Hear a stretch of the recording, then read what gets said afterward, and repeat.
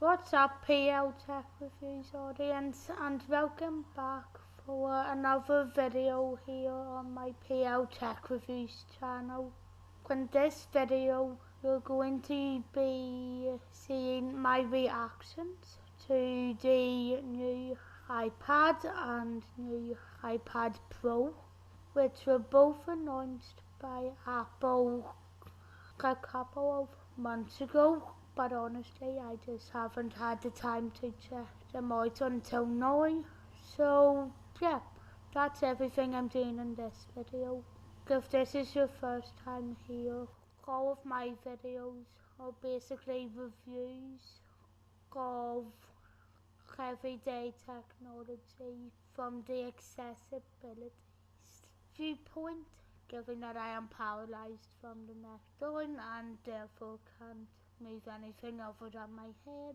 So I basically review technology from the point of view of how accessible it is, as well as what isn't really that accessible, etc, etc, and also giving tips. Hope you enjoyed the video anyway, and let's get into this.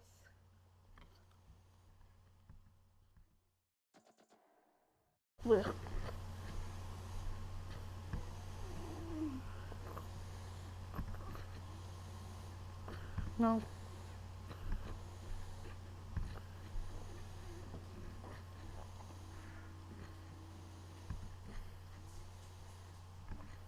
Just forgot to shut my window to float on top there. Everything is sorted now.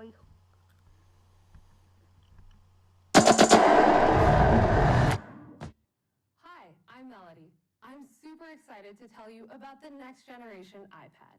This is the all-new, completely redesigned, super versatile iPad.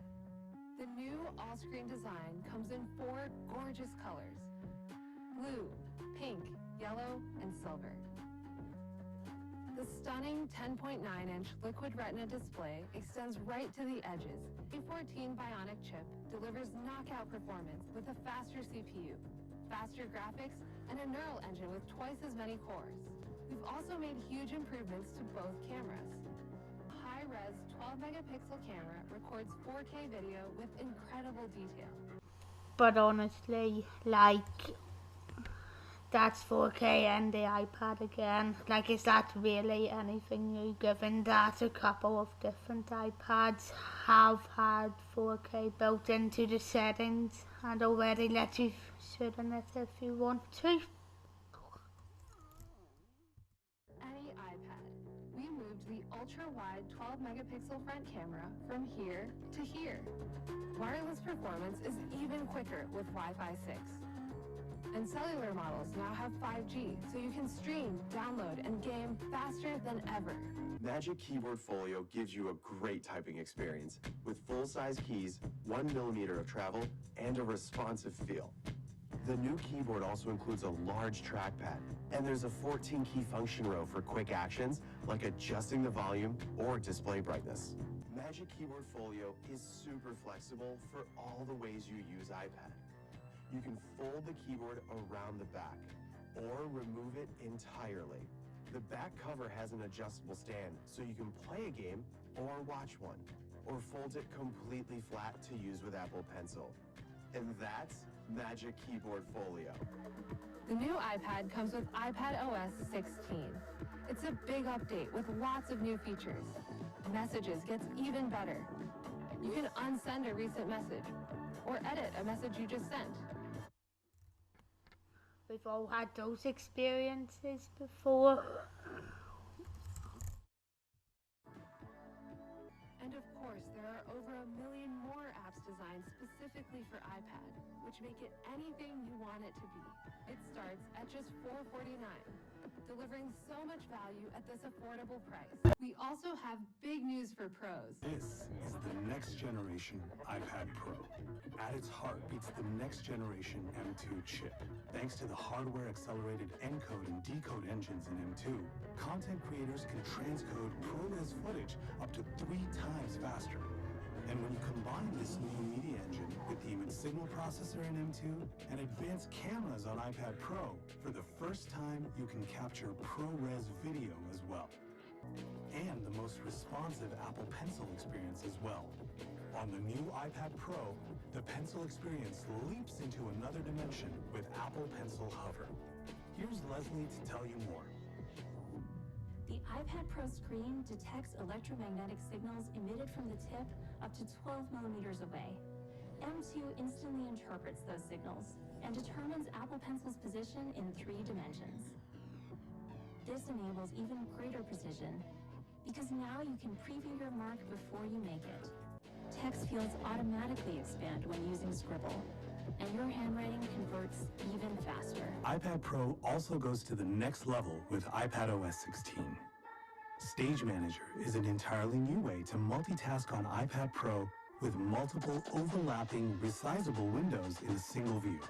And switching between apps is seamless too. And powerful new apps are coming to iPad as well.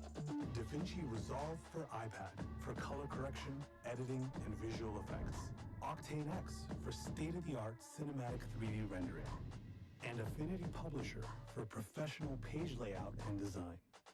With more and more powerful apps like these, you can take your pro workflows wherever iPad goes. Right, so I think there's quite a lot to react to there.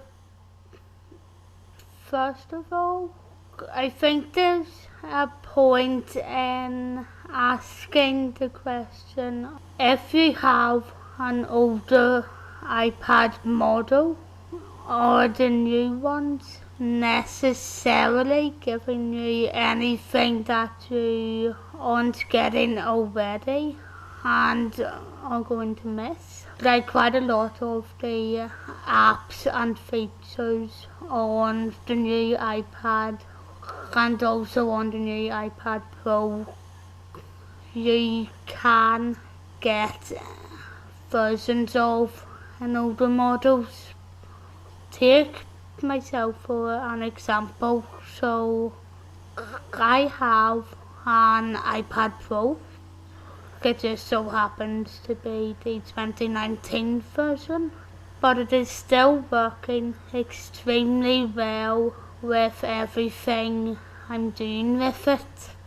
The only thing that I am sort of jealous with in relation to the new models, based on everything I've just watched, is the Folio Keyboard Case. And I think it would be worth looking up to see if it can work with any older models and what it is compatible with, because the idea of the top keyboard bit being exactly the same as the keys on your normal Apple Magic Keyboard is actually quite cool, although you can still get around the iPad easily enough if you do have an older generation like the 2019 one, which I have. As far as a feature that I'm not sure about goes, in relation to accessibility on the actual iPad, not the iPad Pro, is the Touch ID feature. Personally, Touch ID is not something that is really that accessible for me, although keep me right, guys. If you are disabled and have some type of physical disability and can use that, I'd love to hear your thoughts. So please comment down below or reach out to me via the website. As far as the 4K goes, as I said, I feel like that is something that quite a lot of iPad models as well as iPhone models already have at this stage, and I was able to update my recording settings on my iPads a couple of months ago too quite easily, so I'll be really updating to a better version of 4K than we were updating to before. I don't know. I guess on another note, it would just be a point of whether or not some of the apps that are coming out for the new iPad might be ones that you can just use on that iPad or on Go models. And something that I'm especially thinking of is the DaVinci Resolve for iPad. I've tried looking for it in the UK, but I generally haven't seen any sight of it whatsoever in the App Store. But that might just be a thing that we're still waiting for to release over here. Or it might be a case of it only being available on more up-to-date models. But yeah, I'll definitely be interested in doing research into that and doing a follow-up video into it. Plus as well, I might even see if I could rent a couple of these iPads. Anyway, thanks for watching this video, and I will see you in the next one when I respond to the new Macs that have just been announced. See you then, and this is Phoebes Lau with my reaction to the all-new iPad and the all-new iPad Pro by Apple. Quite.